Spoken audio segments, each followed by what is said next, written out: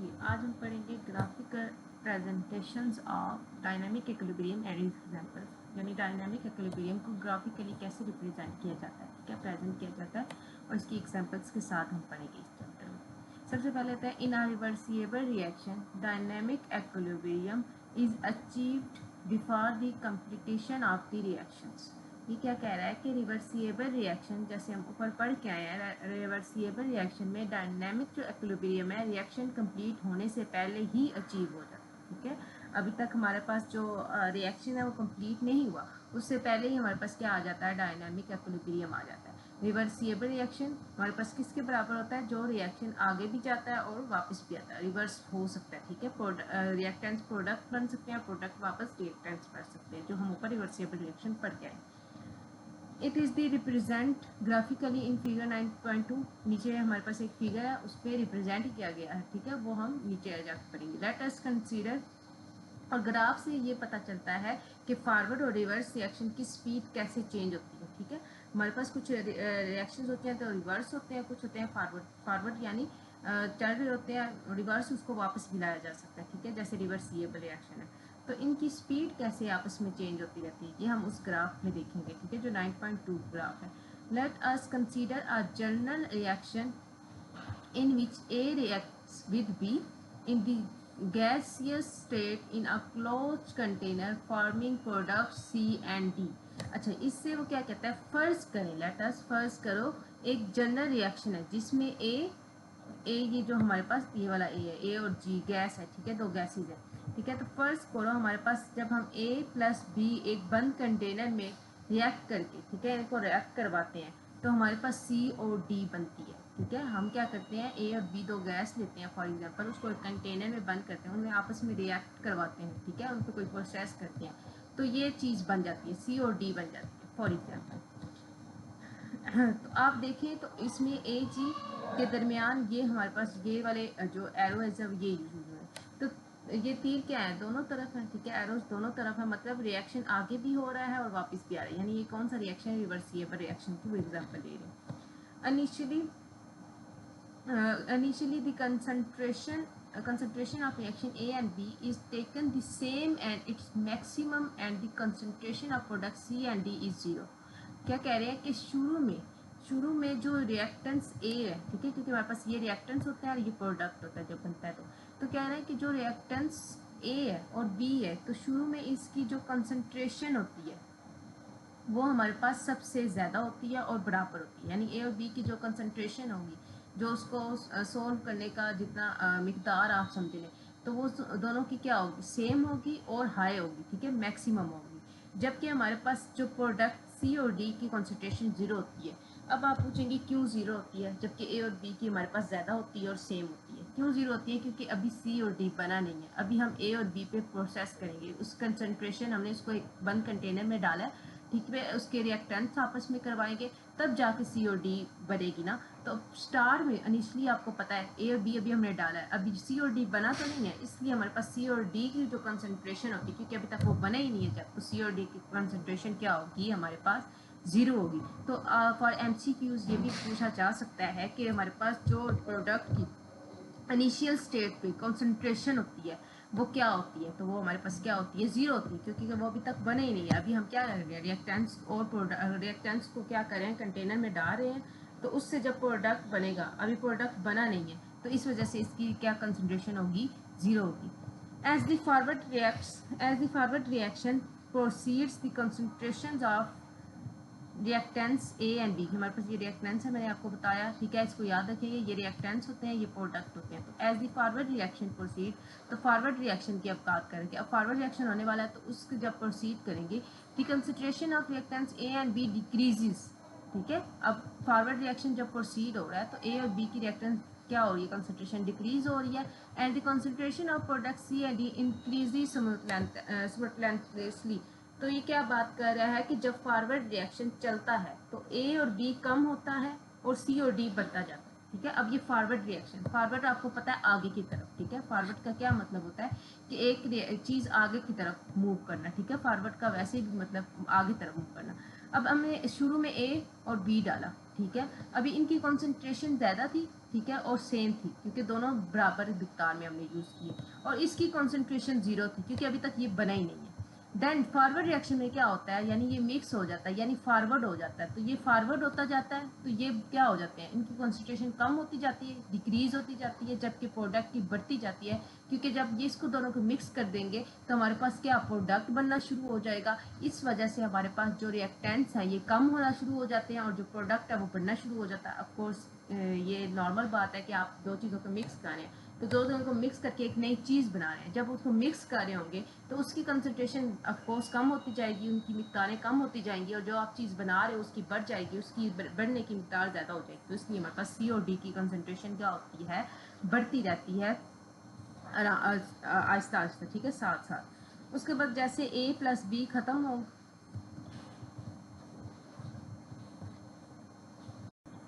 तो इसी तरह हमारे पास जो प्रोडक्ट है, ठीक है, उसकी जो हमारे पास कंसंट्रेशन होती है वो डिक्रीज होती जाएगी, और जो कंसंट्रेशन ऑफ प्रोडक्ट्स है, ठीक है, वो बढ़ती जाएगी। With the passage of time forward reaction slows down and reverse reaction speeds up, ठीक है। In the passage of time, वक्त के साथ साथ जो फॉरवर्ड की रिएक्शन की स्पीड है वो कम होती जाएगी और रिवर्स रिएक्शन की स्पीड बढ़ती जाएगी। शुरू में तो ए प्लस बी बहुत है तो जल्दी मिलते हैं, ठीक है, शुरू में तो ए और प्लस बी दोनों ज़्यादा होते हैं, बराबर मिकदार में होते हैं तो जल्दी मिलते हैं, बाद में सी और डी ज़्यादा हो जाते हैं क्योंकि बाद में वो बनना शुरू हो जाता है। ए भी शुरू में ज़्यादा होते हैं और फिर जो हमारे पास बाद में फॉरवर्ड रिएक्शन में सी डी बनना शुरू हो जाते हैं, इसलिए वो ज़्यादा होने जाते हैं।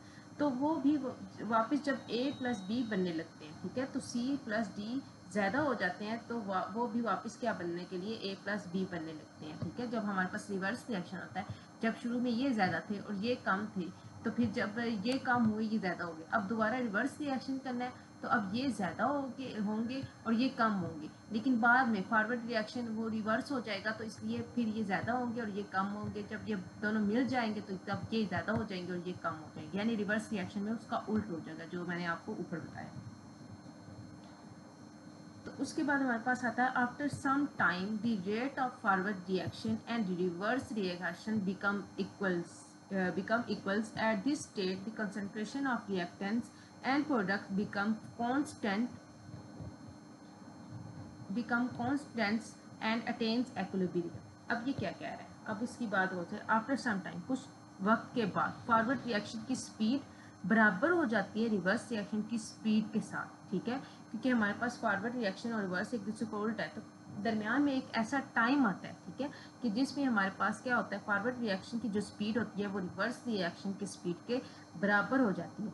इस स्टेट में रिएक्टेंट्स और प्रोडक्ट की कॉन्सेंट्रेशन भी कांस्टेंट हो जाती है, ठीक है, दोनों की बराबर हो जाती है। तो इसलिए हमें यहाँ पे जब बैलेंस सेम हो गया, ठीक है, दोनों का वो सेम हो गया कंसेंट्रेशन, तो यहाँ पे हमें क्या मिल जाता है, एक्विलिब्रियम स्टेट मिल जाती है। तो ये हमारे पास स्टेट की कौन सी स्टेट मिल जाती है, एक्विलिब्रियम, जब हमारे पास फॉरवर्ड रिएक्शन बराबर हो जाता है रिवर्स रिएक्शन के, ठीक है।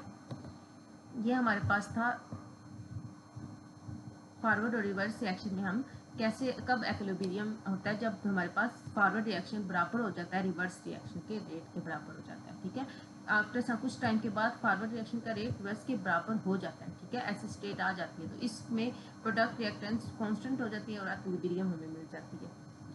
ना ए प्लस बी ज़्यादा बढ़ रहा होता है ना सी और डी, ठीक है, ना ये ज़्यादा होता है। फॉरवर्ड रिएक्शन कब, ये रिवर्स आप कहेंगे कि फॉरवर्ड रिएक्शन और रिवर्स रिएक्शन कब बराबर होता है, जब हमारे पास ए और बी ये दोनों भी ज़्यादा नहीं होंगे और ये सी और डी भी ज़्यादा होंगे, दोनों बराबर बन और टूट रहे होंगे, तब हमारे पास कौन सा रिएक्शन बराबर हो जाएगी, फॉरवर्ड और रिवर्स बराबर हो जाएंगे, जब दोनों ज़्यादा नहीं होंगे, बराबर स्टेट में होंगे, दोनों बन और टूट रहे होंगे, तो इस स्टेट को हम क्या कहेंगे कि हमें एक्विलिब्रियम की स्टेट मिल चुकी है। Eventually both reaction forward and reverse attain the same rate, it called dynamic equilibrium state.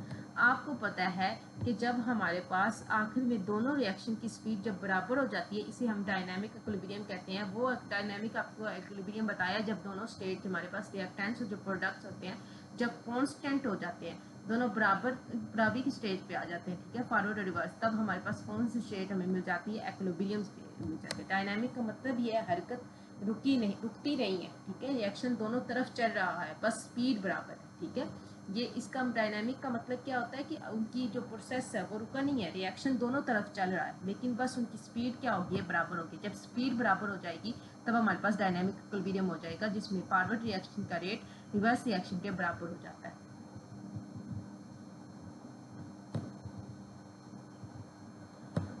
Thus, dynamic equilibrium is an equilibrium in which the two chemical processes continue at an equal rate in opposite direction.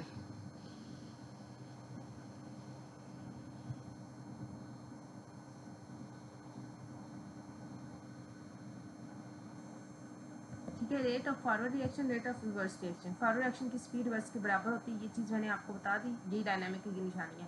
तो अच्छा, आगे हम पढ़ रहे हैं, the third dynamic equilibrium is an equilibrium in which two chemical processes continue at the equal rate in opposite direction.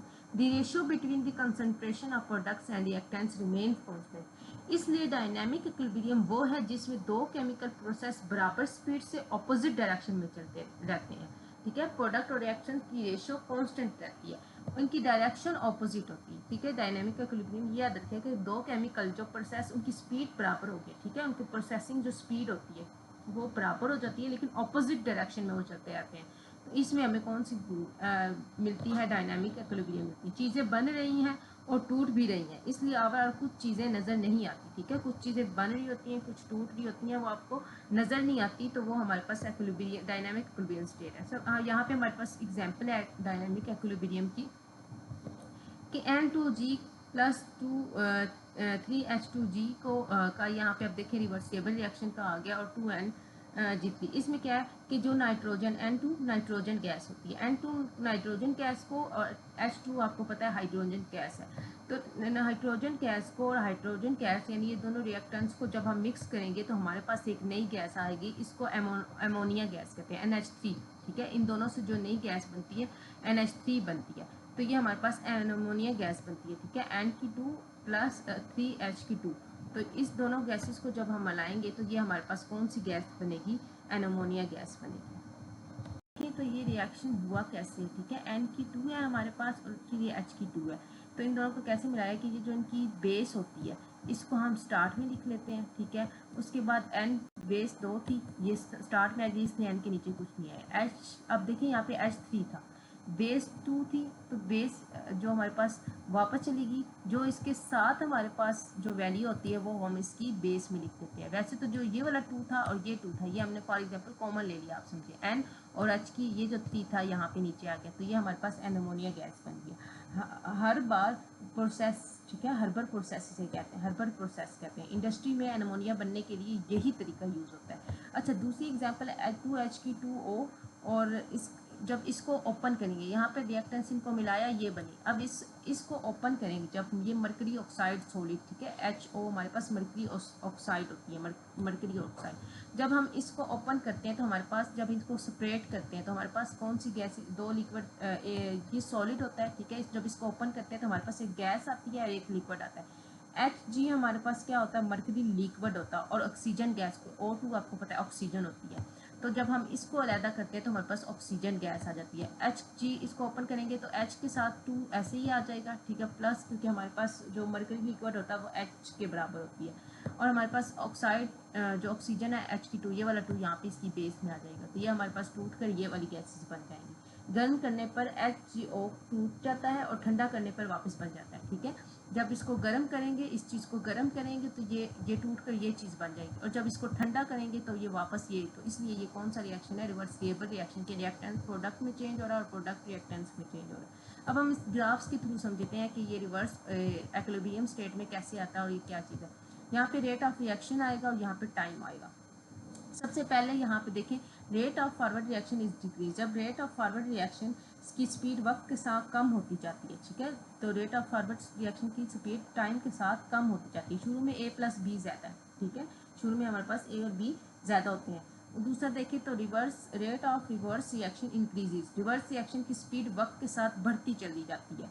ठीक है, शुरू में हमारे पास C और D आपको बताया था 0 है, बाद में बढ़ जाते हैं। ठीक है, शुरू में तो ये कम होते हैं लेकिन आस्ते आस्ते बढ़ती जाती है, तो ये हमारे पास डिक्रीज होना शुरू हो जाती है। मैंने आपको बताया था कि जब फॉरवर्ड रिएक्शन में जो हमारे पास ए और बी वो कम होना शुरू हो जाएंगे और जो हमारे पास सी और डी ज़्यादा होना शुरू हो जाएंगे। इसी तरह इसमें इंक्रीज रिवर्स इंक्रीज हो जाता है जब हमारे पास ए और बी सी और डी जीरो होते हैं और बाद में ये बढ़ने शुरू हो जाते हैं। तो ये वही रिएक्शन इन्होंने करवाया। At equilibrium state the state rate of forward reaction rate of reverse reaction के बराबर हो जाता है। एक्विलिब्रियम पर दोनों लाइंस एक जगह मिल जाती हैं, उस पॉइंट पर दोनों की स्पीड बराबर हो जाती है। ग्राफ में जहाँ दोनों लाइंस आप देखें मिल रही हैं, सीधी हो जाए, वहाँ एक्विलिब्रियम है। ठीक है, तो मैंने बताया था एक टाइम ऐसे आता है कि जब रिवर्स रिएक्शन फॉरवर्ड रिएक्शन के बराबर होता है। शुरू में फॉरवर्ड रिएक्शन का जो रिएक्शन है वो डिक्रीज होना स्टार्ट होता जाता है और रिवर्स रिएक्शन बढ़ना शुरू हो जाता है। तो एक वक्त ऐसा आता है जब ये दोनों लाइन मिल जाती है, ठीक है, जब दोनों की स्पीड क्या हो जाती है, बराबर हो जाती है, तो उस वक्त हमें क्या हो जाता है, एक्विलिब्रियम हमें गेन हो जाता है। तो ये हमारा ग्राफिकल रिप्रेजेंटेशन है कि फॉरवर्ड रिएक्शन रिवर्स रिएक्शन के बराबर होता है और इस स्टेट पे जब वो दोनों की स्पीड बराबर हो जाती है तो हमें क्या मिल जाता है, एक्विलिब्रियम की स्टेट मिल जाती है। तो ये हमारे पास ग्राफिकली रिप्रेजेंट किया गया है, हमारे जो ग्राफिकली रिप्रेजेंट कर दिया गया है कि जब दोनों स्टेट्स क्या होंगी, बराबर होंगी, रिवर्स रिएक्शन या डायनामिक इक्विलिब्रियम, हमें इक्विलिब्रियम कब गेन होता है। As long as we do not change the conditions of the system such as pressure, temperature, concentration and etc of the gases, system will remain in equilibrium। ये क्या कह रहा है कि जब तक हम प्रेशर, टेम्परेचर, कंसंट्रेशन नहीं बदलते, ठीक है ना, प्रेशर जब तक हम, ठीक है, प्रेशर, टेम्परेचर, कंसंट्रेशन को नहीं चेंज करते, सिस्टम तो क्या है, एक्विलिब्रियम में ही रहेगा। ठीक है, एक्विलिब्रियम में ही रहेगा।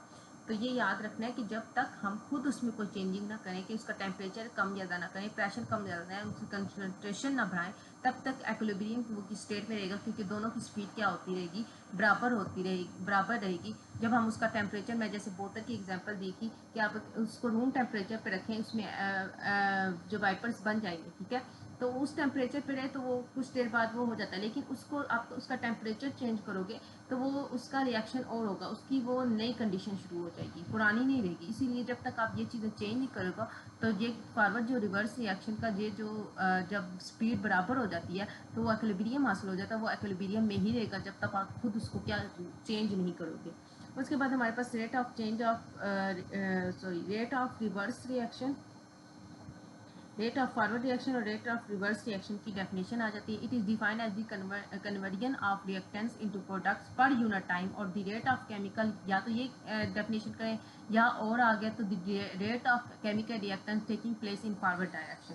तो इसमें क्या कहते हैं कि जो हमारे पास रिएक्टेंट्स का प्रोडक्ट्स में तब्दील होने की स्पीड पर सेकेंड, यानी एक सेकेंड में वो कितनी स्पीड क्या कर रही होती है, चेंज कर रही होती है, तो उसको हम क्या कहते हैं, फॉरवर्ड रिएक्शन कहते हैं। यानी एक मिनट में 5a प्लस बी मिलकर सी डी बनाते हैं। ठीक है, एक मिनट में 5a प्लस बी को लेंगे, ठीक है, दो आप कुछ भी ले लें, उनको मिलाकर सी बनाएंगे, तो कितना स्पीड, कितने टाइम ले रही है, तो उसको हम फॉरवर्ड रिएक्शन कहते हैं। इस तरह रिवर्स रिएक्शन आता है, it define as the conversion of the product back into the reactants per unit time और the rate of chemical reaction taking place in reverse reaction.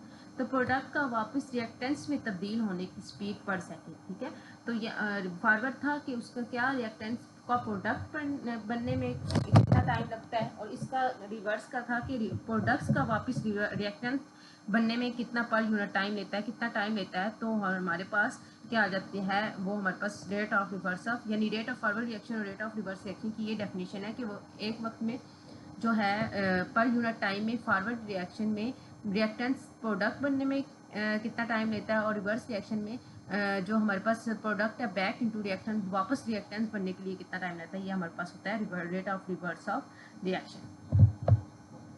बाद हमारे पास कुछ कंपैरिजन है फॉरवर्ड रिएक्शन का और रिवर्स रिएक्शन का comparison. It is the reaction in which reactants react into form of product. ये ऐसा रिएक्शन है जिसमें रिएक्टेंट्स प्रोडक्ट बनते हैं, फिर हमारे पास रिवर्स आ जाता है जिसमें प्रोडक्ट रिएक्टेंट्स बनते हैं। फ्रॉम लेफ्ट टू राइट, अच्छा इसकी जो टेक प्लेस है ये लेफ्ट टू राइट की तरफ जाते हैं। ठीक है, लेफ्ट से राइट की तरफ जाते हैं, और ये वाले जो रिवर्स है हमें पता है लेफ्ट से राइट की तरफ जाते हैं।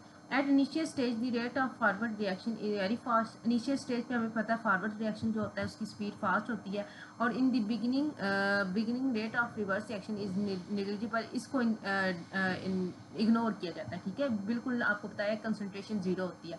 स्लो डाउन ग्रेजुअली, और ये स्लो होना शुरू हो जाता है क्योंकि जब हमारे पास क्या प्रोडक्ट्स बन रहे होते हैं और इसकी स्पीड बढ़ जाती है क्योंकि प्रोडक्ट बन रहा होता है, ठीक है। शुरू में ये आपको पता है इसकी ज़्यादा होती है, इसकी कम होती है, आखिर में इसकी कम होना शुरू हो जाती है और इसकी ज़्यादा हो जाती है। तो ये डिफरेंस आपने देख लेना, पढ़ लेना है, ये भी इम्पोर्टेंट है।